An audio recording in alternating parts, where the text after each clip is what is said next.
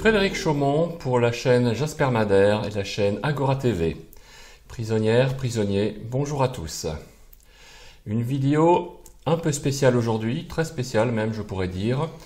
Nous allons bien sûr parler de tout ce qui nous arrive en ce qui concerne le nouvel ordre mondial, ça c'est au plus haut niveau, mais également plus particulièrement ce qui se passe au niveau du professeur Jean-Bernard Fourtillan, dont beaucoup de gens ont entendu parler, et notamment sur ses déboires avec la maison d'arrêt, malheureusement. Nous allons développer cette information. J'ai le plaisir de recevoir aujourd'hui donc Stan Maillot. Stan Maillot, bonjour, je suis content de vous revoir. Bonjour Frédéric. Donc, on s'était vu déjà il y a quelque temps sur une première vidéo. Donc on avait parlé très furtivement du professeur, mais bon, dans des circonstances un petit peu moins dramatiques qu'aujourd'hui. Donc aujourd'hui, malheureusement, le professeur Fourtillan se retrouve de nouveau privé de liberté. On est actuellement au courant de rien en ce qui concerne le chef d'accusation. Quel chef d'accusation? Pourquoi est-il retenu? Donc ça, nous en parlerons aussi. Donc, vous Stan Maillot, donc votre combat, hein, pour ceux qui ne vous connaissent pas, c'était au départ contre la protection institutionnelle de la pédocriminalité. Voilà, donc ça effectivement, beaucoup de gens vous connaissent pour ça. Oui. Vous êtes également un ancien gendarme. Et donc aujourd'hui, la situation pour vous, quelle est-elle actuellement? Eh bien, alors ma situation au niveau personnel est que, après avoir été relâché, remis en liberté sous condition le 30 novembre dernier, j'étais donc avec c'était assujetti donc à une période probatoire de 3 ans, oui, avec 2 ans de sursis. Donc une mise à l'épreuve de 3 ans avec 2 ans de sursis, oui, qui bien évidemment, et ça je l'ai su à un certain moment, était un piège où je devais me voir notifier par la juge d'application des peines de Libourne le fait de devoir me soumettre à une expertise psychiatrique. C'est le point que j'avais soulevé dans la vidéo que j'ai fait dernièrement pour parler de ce qui venait de se produire pour notre ami le professeur Jean-Bernard Fourtillan. C'est un peu le même cas de figure. Et donc la raison pour laquelle moi je suis à nouveau reparti pour une période de clandestinité ou de cavale, alors que tout semblait plus ou moins s'arranger pour moi, c'est bien évidemment qu'une fois qu'on est pris dans les griffes de la bête ou dans la toile d'araignée de l'imposture judiciaire, de cet appareil de terreur d'État, on ne peut pas s'en dépêtrer. C'est impossible en réalité. Donc, c'est aussi ce que j'explique pour les parents qui sont victimes de terreur d'État pour tenter de protéger leurs enfants ou de soustraire leurs enfants à l'emprise de pédocriminels ou de réseaux pédocriminels, sachant que ces pédocriminels et ces réseaux sont très formellement protégés par l'État. Il n'y a qu'un seul moyen de protéger les enfants, c'est de les soustraire à ce réseau de terreur d'État qui aujourd'hui donc cible très formellement notre ami Jean-Bernard Fourtillan, qui donc bien évidemment me cible moi aussi pour ce combat spécifique, symptomatique, oui, hein, puisque c'est une forme des violences qui sont commises de façon systémique contre l'humanité à travers notre imposture sociétale, hein, la propagation et la protection de la pédocriminalité. Et donc voilà, en ce qui me concerne, je suis à nouveau en clandestinité, puisque évidemment je me soustrais à ce qu'ils veulent que l'on continue à appeler mesures judiciaires, qui ne sont que des mesures terroristes, d'accord, déguisées en mesures judiciaires. Puisque nous parlons, et ça il faut bien que les choses soient claires pour tout le monde, nous parlons de terreur d'État. Il n'y a pas de justice dans notre pays, je ne sais pas s'il y en a jamais eu. Et ce qui est intéressant, c'est que le jeu des illusions commence à s'effriter de plus en plus. Voilà, donc ma position à l'heure actuelle, elle est celle-ci. Je suis à nouveau en clandestinité, et du reste, ça me convient tout à fait, puisque fondamentalement, au-delà de cette lutte contre la protection institutionnelle de la pédocriminalité, évidemment, j'avais avec ma compagne ouvert un peu l'horizon et nous comprenons que c'est contre un occupant et ce que nous désignons d'ennemi intérieur que nous devons combattre. Et de ce fait, depuis le début de ma première période de clandestinité qui était en 2007, en sortant de l'incarcération dans le cadre de l'affaire Vincent, qui était l'affaire qui avait été le début pour moi de la lutte contre les réseaux pédocriminels. J'étais rentré en clandestinité au tout début pour aider cet enfant et après pour créer un mouvement de résistance pour essayer de faire en sorte de provoquer une prise de conscience chez les pouvoirs publics, chez les forces publiques, les gendarmes et les policiers, afin que ceux-ci se mettent du côté de la population, des opprimés, donc des innombrables proies de cette terreur d'État. Et donc j'avais déjà à cette époque-là initié toute une communication, mais depuis la clandestinité, vers les forces publiques. Voilà. D'accord, ça part d'une très très bonne intention, effectivement. Donc ça, on va le développer, et je pense que vous êtes aussi venu avec des idées assez intéressantes. Et avant également de parler du professeur Fourtillant, je reprécise que très récemment, l'AFP, l'agence France Presse, nous a littéralement dézingués, une fois de plus. Donc, alors évidemment, c'est assez facile, hein, chez eux, ils mettent un gros pavé, hein, comme vous le voyez à l'écran, et on met un gros pavé où il est écrit « faux ». Hein, voilà, tout ce qu'on dit est faux, c'est aussi simple que ça, et on ne présente bien sûr aucune preuve, aucun élément factuel pour démontrer que c'est faux. Alors que, bien entendu, vous l'avez vu sur le site véritécovid19.fr, nous les éléments, nous les avons bien tous apportés, et à ce jour, ni le professeur Fourtillant, ni moi-même n'avons été mis en cause par l'Institut Pasteur, par le fondement d'une plainte, par exemple. Nous n'avons jamais reçu de plainte. D'autre part, nous avons également Orange qui a relayé l'information de l'AFP, et ça enchaîne, hein, tout suit. Tout le monde veut dire vraiment que nous sommes des gros menteurs, mais sans jamais apporter le moindre élément de preuve. Hein. C'est assez amusant. Donc c'est assez facile comme façon de faire. Et le premier article qui avait été édité par l'agence France Presse était déjà du même acabit. Hein. Donc là, vous êtes venu avec des intentions qui sont assez intéressantes. On parlera donc du professeur Jean-Bernard Fourtillant, dont nous avons des nouvelles depuis peu, parce qu'on a eu beaucoup de mal à déjà rentrer en contact. Enfin, pas nous, mais au moins son épouse. Hein, son épouse qui n'a pas eu de ses nouvelles depuis dimanche. Bien. Donc ça fait déjà 5 jours, presque 6 jours qu'elle n'a pas eu de nouvelles. Ça nous paraissait déjà étrange et donc nous avons bien sûr mené des investigations pour savoir pourquoi il n'était pas possible de le joindre ni d'obtenir le numéro d'écrou correspondant à la place qu'il occupe à la prison de la Santé. Voilà, donc je ne sais pas si vous voulez enchaîner déjà par le professeur Jean-Bernard Fourtillant ou par les projets. Oui, d'abord parce que c'est notre préoccupation absolue. Oui. Donc c'est pour ça que j'ai pris ce petit risque de venir vers vous pour faire cette vidéo. Puisque bon, malheureusement, de ma situation, les déplacements dans cette période, ce qu'il y aurait une rumeur de confinement, n'est-ce pas? Donc c'est forcément un peu délicat pour moi. Oui.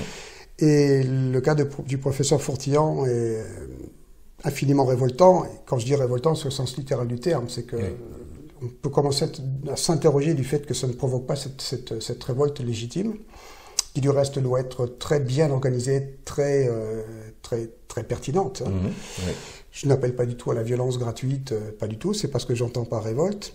Mais le cas du professeur Fourtillant est infiniment préoccupant, puisque le contexte de tout cela, c'est cette terreur d'État que nous dénonçons depuis des années, que la menace très formelle qui pèse sur lui, c'est bien la menace d'internement, c'est-à-dire de camisole chimique, hein, de traitement... Qui serait très grave et souvent irréversible. C'est irréversible. Donc je rappelle le cas de Marc Granier, que j'ai reçu également ici, que j'ai eu au téléphone d'ailleurs il y a à peu près 1 mois, et que tout honnêtement, je n'ai pas du tout reconnu. Hein. J'ai reconnu sa voix et son accent qui est tout à fait caractéristique, mais je me suis vraiment retrouvé face à un homme totalement dénué de combativité, devenu un homme bien rangé et bien sage, qui ne veut pas faire d'éclat. C'est assez incroyable de quelle façon ils l'ont transformé. Et c'est pour ça que je craignais évidemment pour le professeur Fourtillant. Et donc, d'ailleurs, j'avais essayé de rentrer moi-même en contact avec lui, mais on n'a pas voulu me fournir le numéro d'écrou. Voilà, alors nous en parlions juste avant qu'on puisse faire cette vidéo ensemble. Pour la préparation de cette vidéo, nous avons tout de même un petit élément nouveau à apporter déjà en primeur à vos auditeurs, c'est qu'on a le numéro d'écrou de notre ami Jean-Bernard Fourtillant. Alléluia. Qui est le 308 673, donc en 6 chiffres. 308 673, on est d'accord. Alors, pour la petite histoire tout de même, je veux préciser que j'ai pu avoir ce numéro d'écrou, on va dire, on l'a par le canal de la résistance, puisque Je l'ai eu par le truchement, je ne citerai pas de nom bien évidemment, mais de relations, je pourrais presque dire d'amis en termes de relations, que j'ai pu construire de ma dernière incarcération à la prison de Poitiers-Vivonne. Voilà. Donc il faut savoir qu'il y a des personnels pénitentiaires qui sont très largement de notre côté. Donc ça donne aussi la tendance de ce qui se passe dans les autres corps des forces publiques. Ils ne peuvent pas s'afficher puisque eux aussi subissent cette sourde terreur d'État. Mais par contre, bon, avoir des petits coups de main comme ça, bon, c'est tout à fait possible dans un premier temps, mais je pense qu'on peut attendre beaucoup plus de beaucoup de gens, puisqu'il y a l'air ambiant est propice à un vrai réveil de résistance. Bien. Très bien. Donc, nous avons le numéro d'écrou et il fallait tout de même préciser à tout le monde que ça n'a pas été facile, puisqu'il y a eu pas mal de bonnes volontés qui ont tout simplement pris contact avec la maison d'arrêt.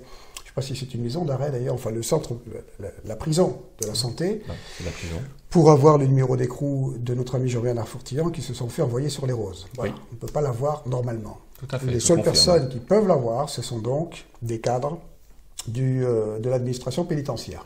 Donc maintenant qu'on a ce numéro d'écrou formidable, moi j'invite évidemment les internautes à s'adresser au professeur Fourtillan par écrit. Donc nous affichons donc à l'écran l'adresse de la prison qui intègre obligatoirement le numéro d'écrou et le nom du professeur Fourtillan.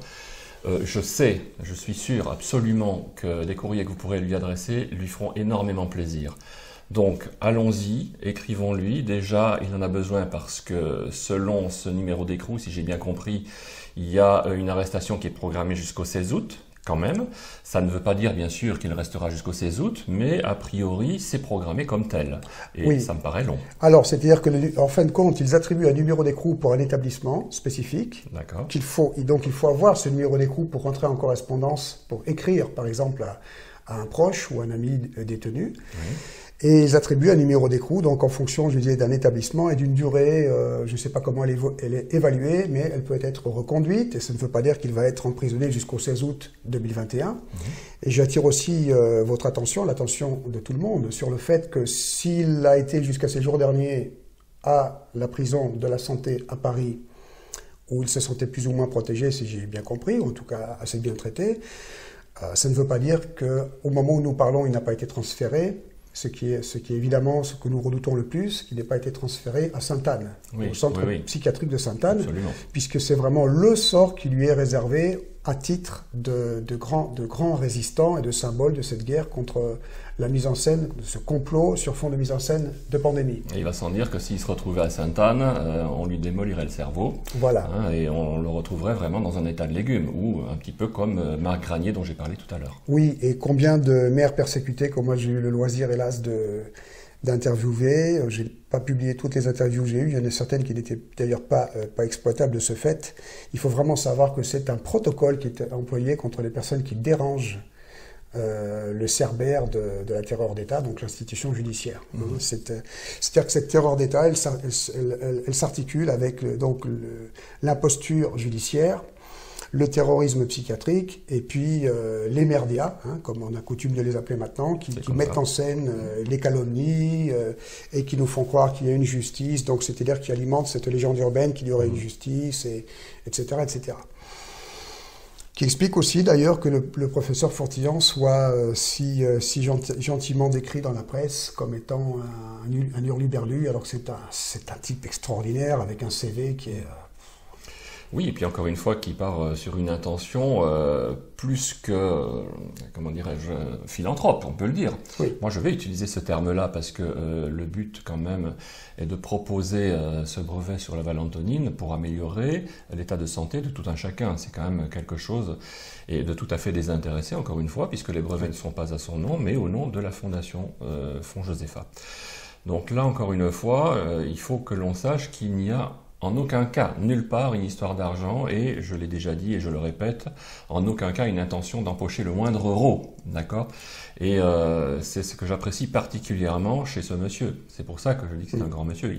Il travaille vraiment avec un idéal pour lequel je suis admiratif. Et c'est évidemment lui qu'on retrouve derrière les barreaux, bien entendu. C'est un gêneur. Forcément. C'est une cible prioritaire au vu de tout ce qu'il représente. Ce qu'il représente essentiellement, c'est bien sûr, en l'occurrence, c'est un symbole de la lutte contre ce complot planétaire, global, terminal, sur fond de mise en scène pandémique, puisque c'est l'homme, c'est le scientifique de pointe qui dénonce le fait que c'est l'Institut Pasteur qui a fabriqué le pseudovirus, puisqu'il faut appeler ça virus, qui est en circulation, et qui a permis donc de mettre en scène la rumeur de la pandémie pour créer une psychose, et avec cette psychose, enfermer les populations du monde dans la tyrannie pseudo-médicale, avec des mesures qui détruisent les économies, qui détruisent les gens, et qui très probablement provoquent les effets d'une véritable pandémie qui va venir par la suite. Le port du masque, les tests qui détruisent la plaque du cibriforme et qui probablement pucent les gens par millions. Bref, tout ça. Oui. Donc le professeur Fourtillon est un symbole de cette résistance-là. Et ce qui pour moi est très intéressant, il est aussi un autre symbole à un autre niveau beaucoup plus élevé. Il est un symbole dans le sens où c'est un homme qui a réussi magnifiquement sa vie. C'est un scientifique extrêmement brillant qui, comme vous me le disiez, à Bac plus 14 ou Bac plus 15, qui a un CV qui est bien plus long que le bras, et qui a remis tous ses acquis sociétaux en cause, jusqu'à sa propre vie, en sachant pertinemment contre quoi il luttait. Et ça, c'est extraordinaire. C'est-à-dire que des gens qui ont ce courage que d'aller sacrifier tous leurs acquis, leur carrière, et de mettre en jeu leur propre vie, voilà, c'est ça, un vrai résistant. Et là, forcément, à double titre, le professeur Jean-Bernard Fourtillon ne doit pas sortir indemne de cette incarcération. Il faut bien le savoir. Évidemment. Pour l'ennemi. Pour nous, par contre, il va falloir que nous déployions tous nos efforts pour qu'il en sorte au plus vite et indemne. Donc, quoi qu'il en soit, on restera à l'écoute quant à la présence du professeur Fourtillon à la prison de la Santé. Encore une fois, je vous invite à lui écrire. Je peux vous dire évidemment qu'il aura le temps de tout lire. Donc, allez-y, ça va l'encourager, ça va le réconforter. Vous, de votre côté, Stan Maillot, je pense que vous aviez des projets également par rapport à ce que vous avez vécu dernièrement. Il y avait ce rapprochement avec l'opération Chocolat de la gendarmerie que j'ai trouvé assez sympathique. Oui. Alors, les nouveaux projets, allons-y. De quoi s'agit-il? Alors, je dois faire peut-être un petit flashback. Allons-y. Parce que pour beaucoup de personnes, il n'a pas été très clair que j'avais intégré le CNTF, le CNT de France, le Conseil national de transition de France, à ma sortie de prison. Que Éric Furil, donc, qui avait été l'instigateur de ce projet, qui a créé le CNT de France, m'avait nommé dirigeant de la Néopole. Et j'avais accepté cette fonction, quand même passablement virtuelle, parce que je voyais que le CNT, qui drainait beaucoup de gens sur le terrain, risquait réellement de provoquer une explosion grave, puisqu'il était question que le 18 décembre dernier, il y ait un déferlement sur Paris pour reprendre la Bastille, et que cela était instrumentalisé par l'ennemi, bien évidemment. Donc j'ai vu que cet outil, le CNT n'est qu'un outil juridique, qui agirait sur le fondement du droit international et de la jurisprudence de ce qui s'est fait pour mettre à genoux la Libye. Bref, je vais vous épargner toute cette partie-là. Et moi, j'étais rentré donc dans le mouvement qui est autour de cet outil juridique créé par Éric Furil, parce que j'avais vu que je ne pouvais pas me permettre de refuser ce qui m'était proposé, dans la mesure où ça me permettait peut-être de récupérer un petit peu les forces vives pour éviter de provoquer ce chaos qui était prévu pour le 18 décembre, d'une part. Oui. Et donc, cette mission que je m'étais assignée, je l'ai parfaitement réussi. Et de réorienter ces forces vives, parce qu'il y a quand même énormément de gens de très bonne volonté, qui ont mis leur énergie, leur temps à contribution pour la cause et qui sont allés sur le terrain, puisque j'ai pu effectivement obtenir qu'il y ait, au moins pendant les 3 premières semaines de notre opération Chocolat des fêtes de fin d'année, un déferlement vers les gendarmes et les policiers, dans leurs casernes, dans leurs brigades, dans leurs commissariats, de gens armés des meilleurs bons sentiments qui soient, avec des boîtes de chocolat ou de marrons glacés, ou bien. Et ça, c'était effectivement, pour moi, le seul levier, la seule chance que nous ayons, c'est d'arriver à combler le gouffre qui a été sciemment installé entre le peuple et ses forces publiques, les forces publiques et le reste du peuple, puisqu'en fin de compte, nous ne faisons qu'un. Donc ce gouffre qui a été installé par l'ennemi intérieur, afin de réveiller nos gendarmes et nos policiers à leur serment sacré de protéger le peuple et la nation, quelquefois au péril de leur vie, en tout cas quand on signe pour ça, ça rentre en jeu dans le contrat, contre toute forme de menace ou d'agression, qu'elle soit intérieure ou extérieure. Bien, ça, c'est notre serment sacré, que je dis nôtre parce que je me considère toujours gendarme, puisque si j'ai démissionné en mon temps, c'était pour protéger cet idéal et ne pas être aspiré dans la corruption ou la terreur, puisque j'étais menacé d'internement aussi. Bien. Donc je ne vais pas revenir sur ma propre histoire, ça sera pour une autre fois, mais donc cette opération Chocolat a été avortée par le CNT, c'est-à-dire a été avortée par la présidente qui avait succédé à Éric Fiorile. Pour quelle raison? Je dirais parce que je vais être vulgaire, mais en fait ça va épargner de grands développements. L'affaire est foireuse. Bien, l'affaire est foireuse. Donc l'outil juridique, c'est très intéressant.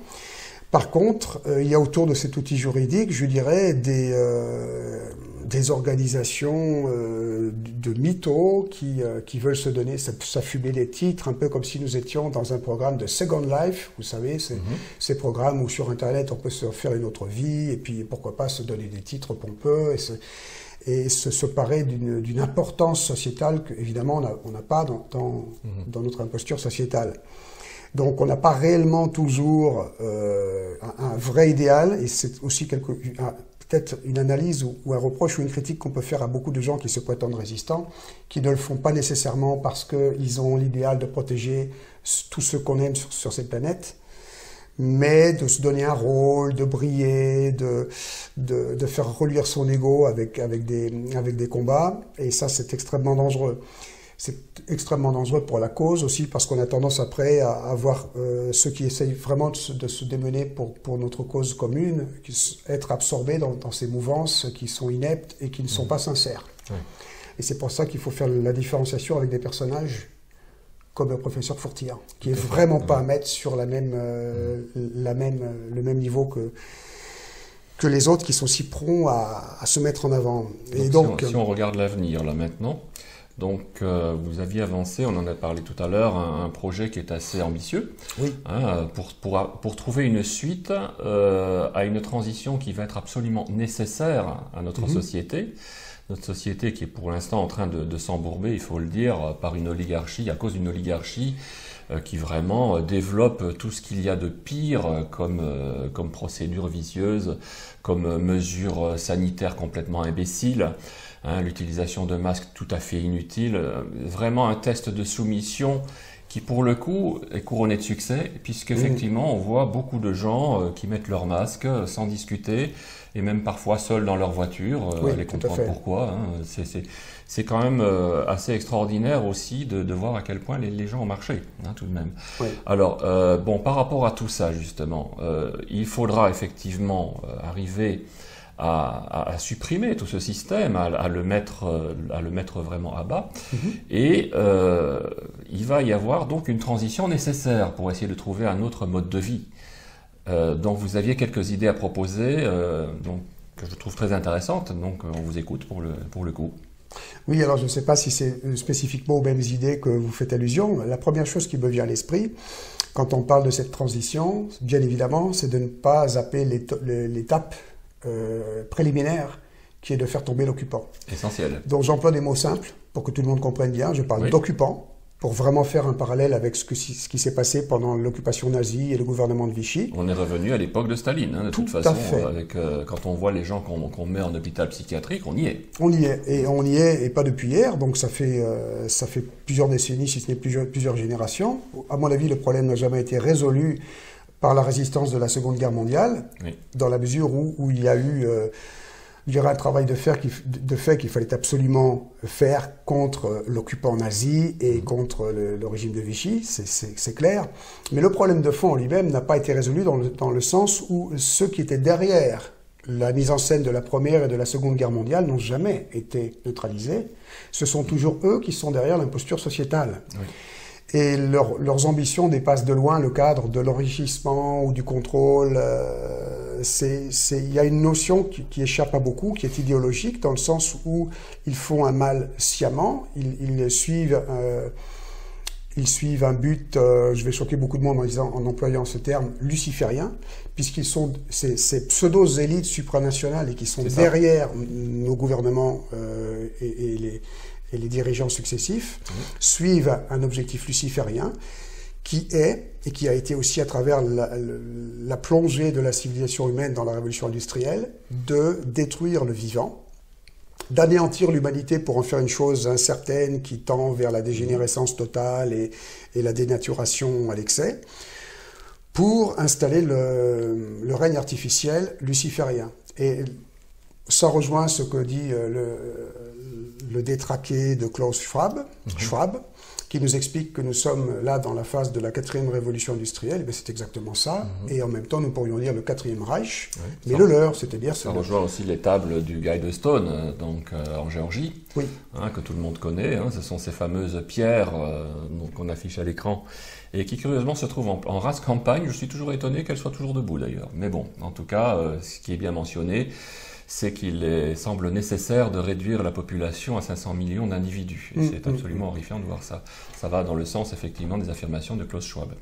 Oui, et ce serait un objectif probable, ou en tout cas qui est affiché, et c'est en cela où, en ce qui me concerne, j'ai une certaine réserve, parce que, après tout, si nous ne sommes qu'un bétail, est-il si nécessaire pour eux d'éradiquer l'espèce humaine? Je pense plutôt que ce qu'ils essayent de faire, c'est de créer une bascule, c'est-à-dire d'éradiquer ce que nous sommes en tant que version actuelle d'Homo sapiens, pour créer une nouvelle version encore plus dégénérée d'Homo sapiens. Donc, je pense que ça rejoint beaucoup de prédictions, qu'ils veulent absolument éradiquer les espèces de vieux dinosaures que nous sommes, qui avons encore des valeurs et un fonctionnement humain, pour créer une espèce complètement dégénérée et beaucoup plus facile à contrôler.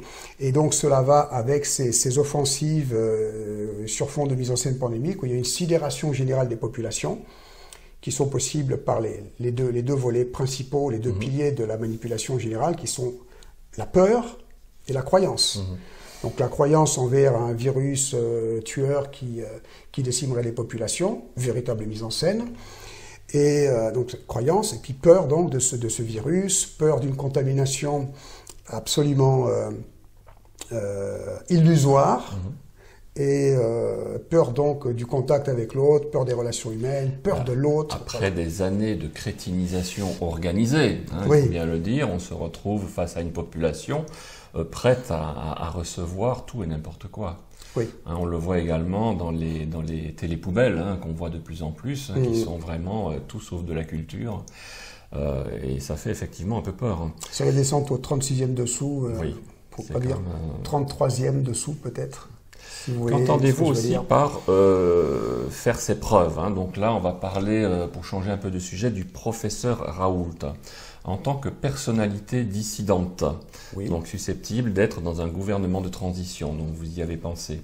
Oui, alors effectivement, ma mésaventure avec le CNT n'est pas si négatif de ça, dans le sens où, j'y vois beaucoup plus clair, et puis c'est une période où, comme j'ai tendance à le dire de plus en plus, il faut faire un grand tri entre les vrais et les faux, entre ceux qui sont sincères, comme le professeur Jean-Bernard Fourtillan, et ceux qui sont des petits rigolos, qui veulent se mettre en scène et qui se prétendent résistants. Il est vraiment temps de faire un grand tri.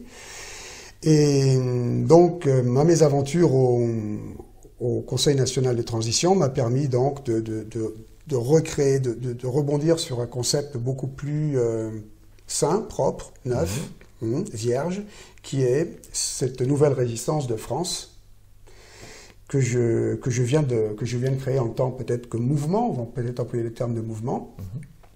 La nouvelle résistance de France, qui donc préconise une chute de l'occupant, de toute urgence, pour permettre cette chute de l'occupant. Donc je parlais tout à l'heure de la phase préalable à un gouvernement de transition. Il faut commencer par faire chuter l'occupant.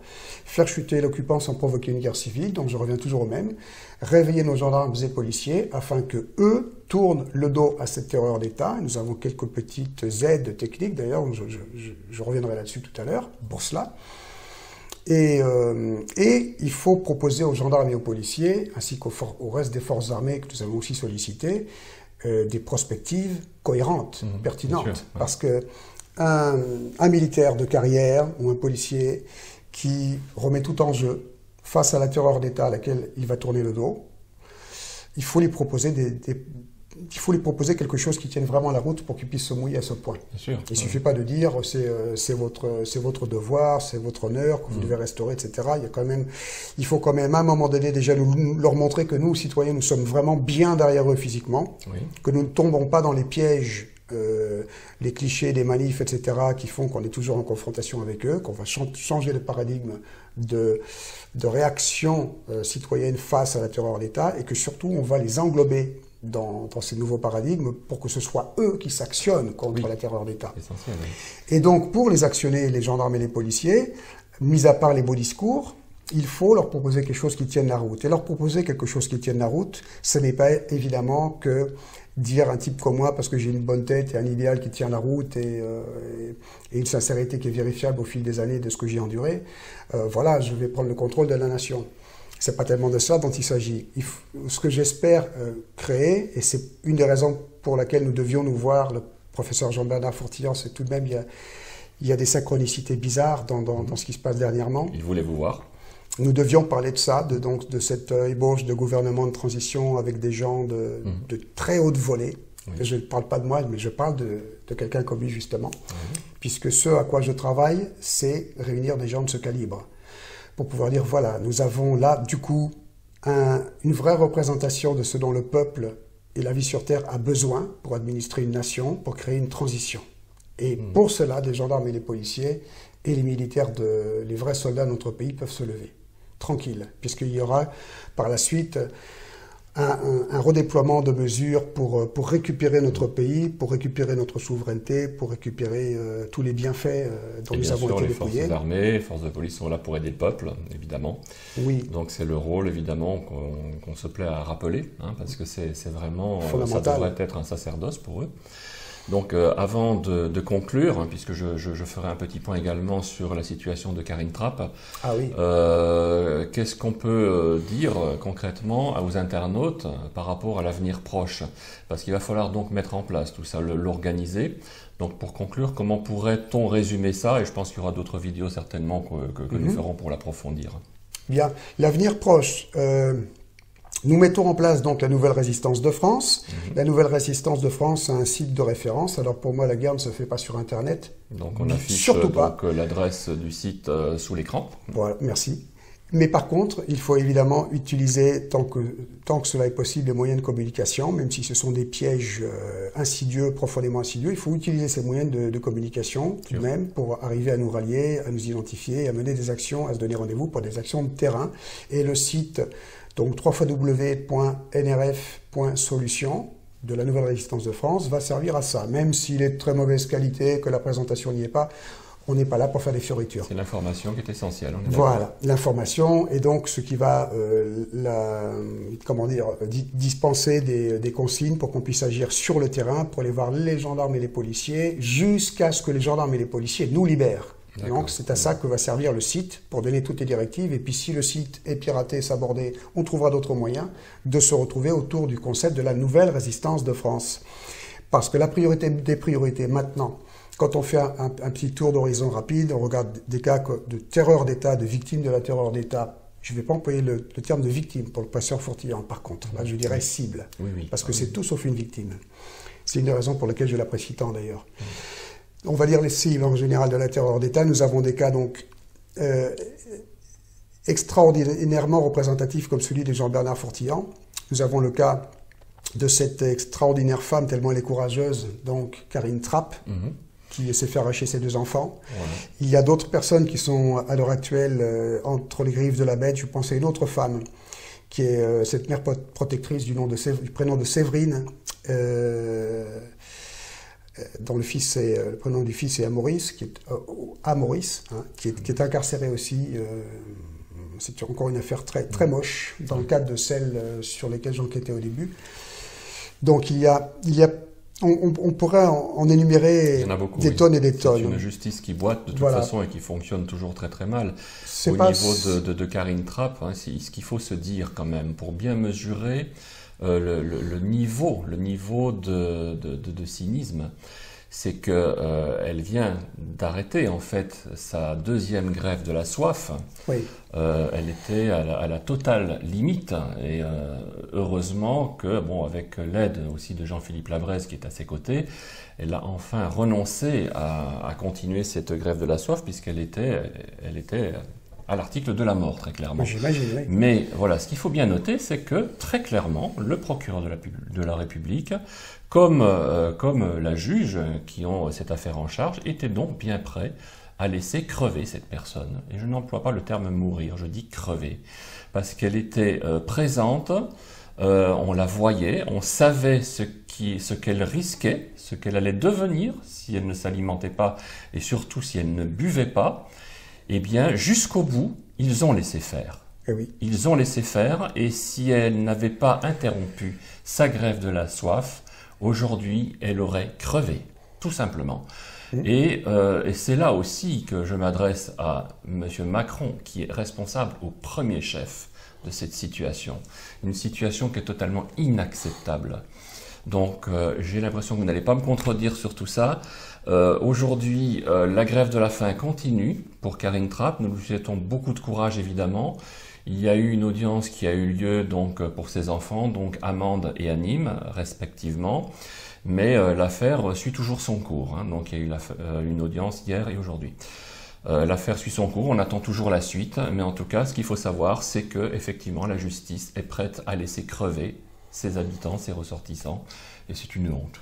Oui, mais alors, bien au-delà de ça, c'est-à-dire que ce que vous évoquez, ça a l'air d'être, comment dire, ça a l'air d'être plus passif comme terme de terreur d'État, mais il faut tout de même savoir que nous avons affaire à des psychopathes, à des caractériels qui jouent double jeu, qui se présentent sous leurs meilleurs atours, qui se font passer pour des gens très propres sur eux, qui probablement ont un vécu remontant à l'enfance, je ne vais pas rentrer dans les détails, beaucoup plus perturbé, qui provoque ce qu'ils sont aujourd'hui. Bien sûr.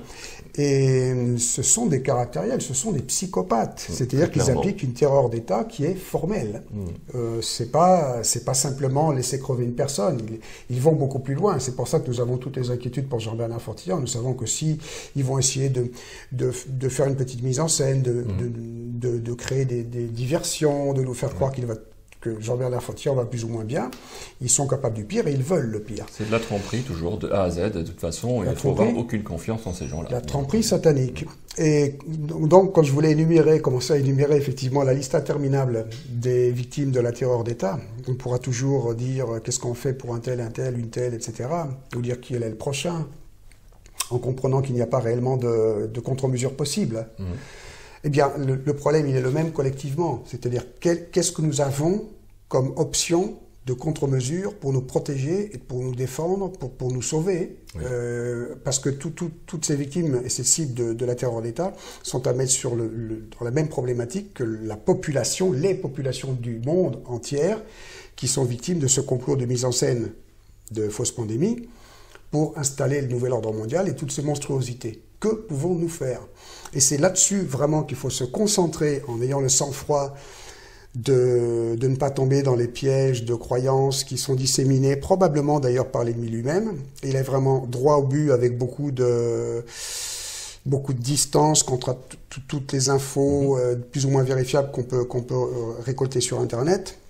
Et voir qu'en fonction de l'état des lieux qu'on peut constater, factuel, concret, nous sommes dans une situation épouvantable. Oui, on ne peut pas dire on va vers le mieux. Il ne faut plus écouter les gens qui quelquefois veulent nous donner de l'espoir, nous disant non, ça va aller, on va aller vers le mieux, on va vers le mieux, ça ne peut pas se produire, le nouvel ordre mondial ne peut pas s'installer parce que ci, parce que ça, ou parce que le bien triomphe toujours du mal, etc., etc. Non, nous sommes très mal barrés.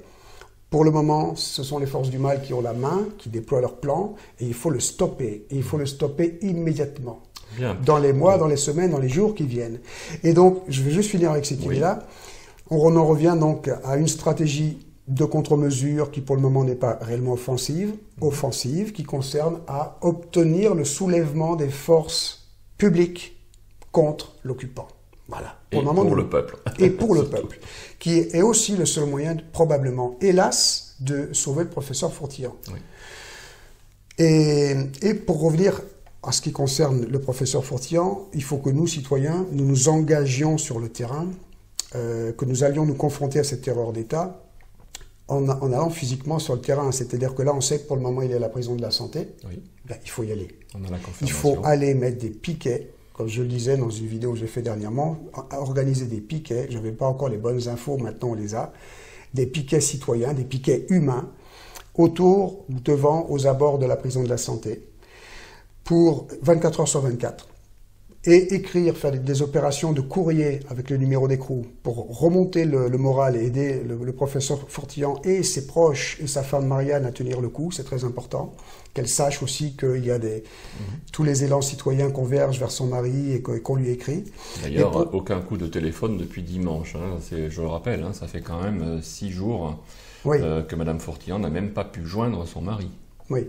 C'est pas normal. C'est pas normal. Donc, je voulais vraiment insister sur la notion de passage à l'action, d'implication sur le terrain. Là, le terrain, pour le moment, ce ne sont pas des mesures offensives, des contre-mesures offensives que nous devons déployer. Par contre, on doit s'engager, on doit prendre des risques. Évidemment, on va se confronter aux forces de l'ordre. Hein. Là, avec l'ordre avec un grand O. Nous allons être confrontés à des gendarmes et des policiers dont l'idéal instrumentalisé pour le pire, viendront pour essayer de nous déloger, pour essayer de nous mettre en garde à vue probablement, etc. Mais il va falloir leur faire face avec beaucoup de calme, de dignité, de sang-froid, surtout pas répondre à la provocation par la violence même verbale, et au contraire, si possible, aller sur le site de la Nouvelle Résistance de France pour récupérer des petits fascicules à imprimer, et on le renote, voilà, et à leur distribuer, et à leur donner, en leur disant, voilà, nous sommes là avec vous, messieurs les gendarmes et les policiers, pour le dialogue, pour que vous compreniez que vous devez être de notre côté et non pas contre nous, que vous devez sauver cet homme pour lequel on s'est mobilisé. Et maintenant, vous êtes d'accord, vous n'êtes pas d'accord, si vous voulez, ben allez-y. On est là, il n'y a pas de problème, on veut bien aller rejoindre le professeur Fourtillan. Si nous arrivons à être dans cet état d'esprit, l'ennemi a perdu. Exactement. Et je pense qu'il y a de plus en plus de gens réellement de conscience, dont la conscience s'est vraiment réveillée, c'est-à-dire qu'ils sont prêts à l'action, à s'impliquer et à donner le maximum d'eux-mêmes. Stan Maillot, en tout cas, merci pour ces paroles rassurantes. Effectivement, il faut de l'engagement, il faut y aller. Envoyer un petit mot au professeur Fourtillan, encore une fois, je le répète, c'est important pour lui. Oh oui, j'ai vécu ça, c'est tellement important d'avoir. Vous savez ce que c'est. Oui, tout à fait. Oui. Stan Maillot, à très bientôt. À très bientôt. Merci Frédéric Chourmont. Merci beaucoup.